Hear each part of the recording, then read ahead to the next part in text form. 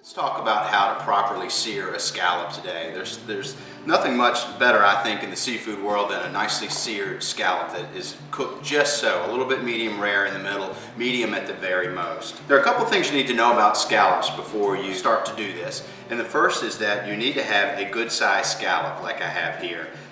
This is a 16-20 scallop, which refers to how many there are in a pound. You need a good size scallop so that you can get a good caramelization on both sides without overcooking. It's literally impossible to do with a tiny scallop. You also want to have a DryPak scallop. Scallops either come DryPak or WetPak, and when they're WetPak, they are soaked in a salt water solution, and of course as the scallop sits in there it absorbs that liquid. So you're paying for water weight that you don't really want. You're also going to have a scallop that is saturated with liquid, and therefore it's just going to ooze as you're trying to sear it, and you can't really sear anything in a lot of moisture. When you get your DryPak scallops, in all likelihood your mussel is going to be attached here that you'll need to pull off of the side. They could be left on there, but they're really not as palatable as the rest of the scallops, so it's a good idea to pull those off. Now, before I sear these, I like to use a little bit of high temperature oil.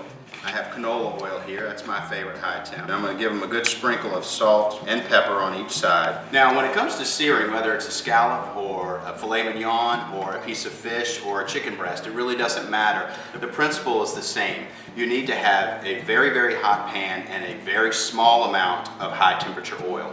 Again, I have canola here, and I'm probably not using any more than a teaspoon or so. Now, the other thing you need to do once they go in the pan, and this is difficult for many of us, I've realized, resist the temptation to be flip happy. You see how nicely these are releasing for me already? They can handle a little bit more browning, so I'm going to let them go. About 2 minutes per side on a scallop that's a 10 to 20 count per pound will give you a nicely done scallop. If you let it go too far, you go from a nice juicy, delectable scallop to one that's sort of rubbery in texture. Okay, now we have this nicely browned first side. We can flip over to the second.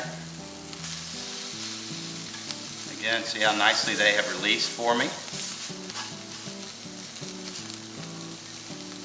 And we're going to repeat on side two.